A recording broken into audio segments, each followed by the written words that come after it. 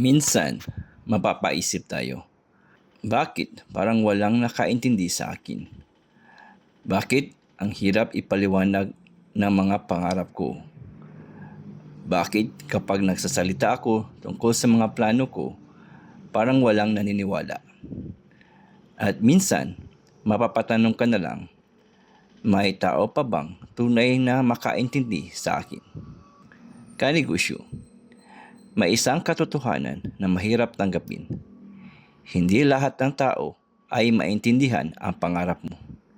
Hindi dahil ayaw nilang suportahan ka, kundi dahil hindi sila ang binigyan ng pangarap na ibinigay sa iyo. Ikaw ang nakakita ng pangarap na iyon. Ikaw ang nakaramdam ng apoy sa puso mo. Kaya, huwag mong sayangin ang oras mo sa pagpipilit na kumbisihin ang lahat. Mas mahalagang patunayan mo ang sarili mo kaysa ipaliwanag ang sarili mo. At tandaan mo ito, ikaw ang unang taong dapat maniwala sa sarili mo. Dahil kung ikaw mismo ang susuko, sino pa ang lalaban para sa pangarap mo? Kanegosyo, ang tagumpay ng buhay ay hindi responsibilidad ng pamilya mo. Hindi responsibilidad ng kaibigan mo. Hindi responsibilidad ng kapitbahay mo.